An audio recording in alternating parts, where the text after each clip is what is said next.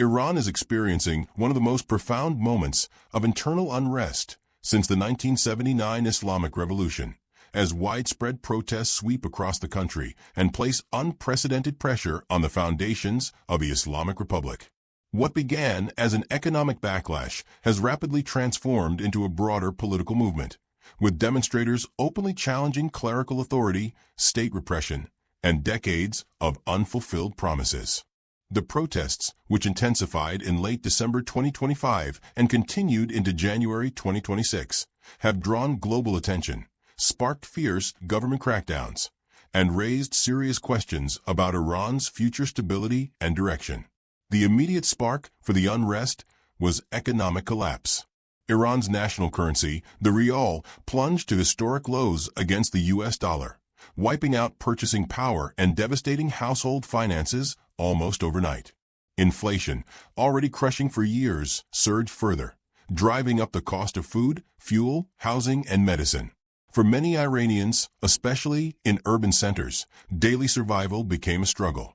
The symbolic turning point came when shopkeepers in Tehran's Grand Bazaar, long considered a bellwether of political sentiment, closed their stores in protest. This act echoed moments from Iran's past when bazaris played a key role in revolutionary movements, and it signaled that economic frustration had reached a breaking point. While economic hardship ignited the demonstrations, it did not take long for grievances to deepen and broaden. Protesters quickly linked their material suffering to systemic political failures, corruption, and authoritarian governance. Chants evolved from calls about prices and jobs to slogans directly targeting the supreme leader and the clerical establishment. In many cities, demonstrators openly demanded the end of the Islamic Republic itself, an extraordinary shift in tone that underscored how far public anger had escalated. This was no longer simply about the cost of living. It was about dignity, freedom, and the right to shape Iran's future. The protests spread with remarkable speed and scale. Demonstrations were reported in all 31 provinces, cutting across geographic, ethnic, and social boundaries. Major cities such as Tehran, Mashhad, Isfahan, Shiraz, and Tabriz saw sustained unrest, while protests also erupted in smaller towns and traditionally conservative areas, including religious centers. The diversity of participants was striking. Students marched alongside workers, shopkeepers stood with professionals, and women played a visible and defiant role in public demonstrations.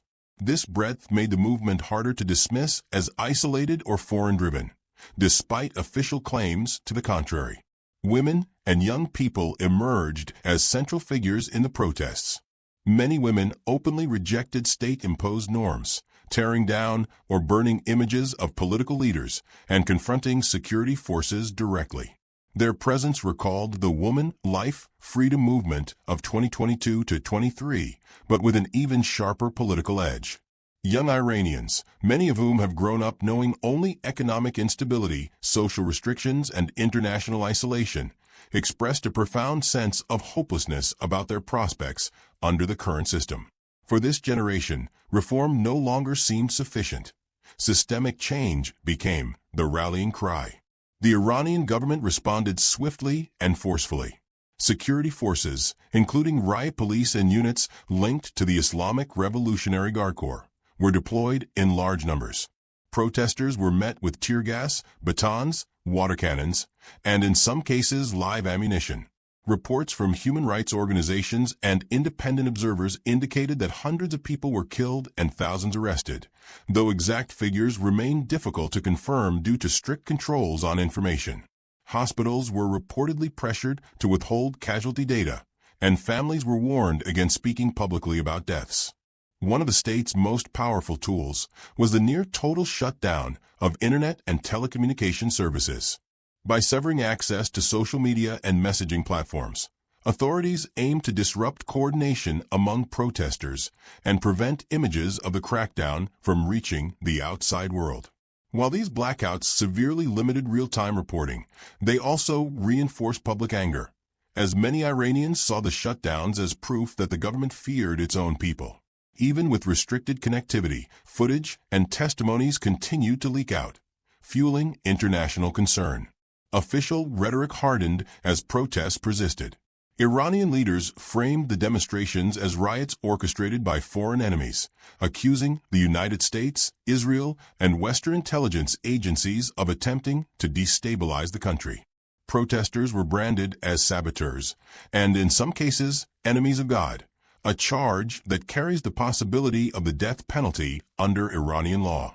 Courts moved quickly, raising fears of expedited trials and executions similar to those seen during previous waves of unrest.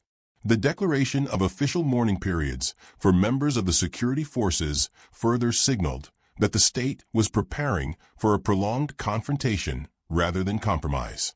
Within Iran's political establishment, there were limited signs of internal tension. Some officials and politicians called for restraint and dialogue, warning that excessive violence could deepen the crisis and erode legitimacy. However, ultimate authority rests with the supreme leader and the security apparatus, leaving little room for meaningful reform from within. Any suggestion of concessions has so far been overshadowed by a strategy focused on control, intimidation, and force. Outside Iran, the protests triggered intense diplomatic and geopolitical reactions. The United States publicly voiced support for Iranian demonstrators, framing the unrest as a popular uprising against tyranny. American rhetoric escalated as reports of killings and mass arrests emerged, with warnings directed at Tehran over the consequences of continued repression. At the same time, Iranian officials accused Washington of exploiting the crisis, arguing that external pressure was exacerbating economic hardship and unrest. European governments and international organizations condemned the violence against protesters and called for respect for human rights. Several countries summoned Iranian diplomats, while solidarity demonstrations took place in cities across Europe, North America, and Australia. Iranian diaspora communities organized rallies to amplify the voices of those inside the country, urging stronger international action. Yet global responses remained constrained by broader geopolitical realities, including nuclear negotiations, regional security concerns, and fears that instability in Iran could spiral into wider conflict. The historical weight of the moment has not been lost on observers. Comparisons to the 1979 revolution are increasingly common, particularly given the role of economic distress, the participation of bazaar merchants, and the erosion of fear among ordinary citizens. However, there are also critical differences. Unlike 1979, there is no single unifying leader or ideology guiding the movement. Opposition voices are fragmented, both inside and outside Iran. Figures such as Reza Pahlavi, the exiled son of the last Shah, have called for unity and a democratic transition, but their influence within Iran remains uncertain and contested. The absence of clear leadership cuts both ways. On one hand, it makes the movement harder to decapitate, as there is no central organization to dismantle. On the other, it complicates efforts to translate mass protest into concrete political change.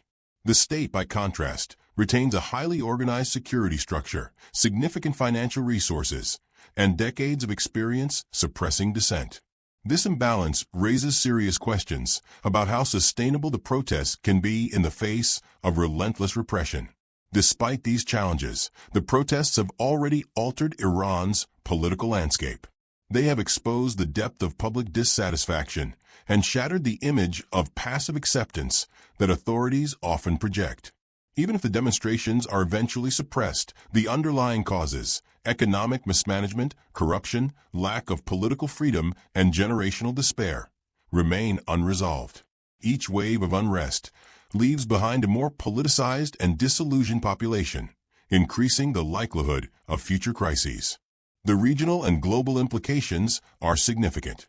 A weakened or destabilized Iran could reshape power dynamics in the Middle East, affecting conflicts, alliances, and energy markets. Conversely, a harsher, more isolated Iranian state could double down on repression at home and confrontation abroad. For the international community, balancing support for human rights with the risks of escalation presents a complex and fraught challenge. Ultimately, the protests of 2025 to 26 represent more than a moment of unrest. They are a reflection of a society at odds with its governing system. Millions of Iranians have demonstrated a willingness to risk imprisonment, injury, and death to demand change. Whether this movement leads to transformation, temporary suppression, or an extended period of instability remains uncertain. What is clear is that Iran has entered a critical phase, one in which the relationship between state and society has been irrevocably strained, and the outcome will resonate far beyond its borders. Thank you for watching. Make sure to like and subscribe for more News Guru Now.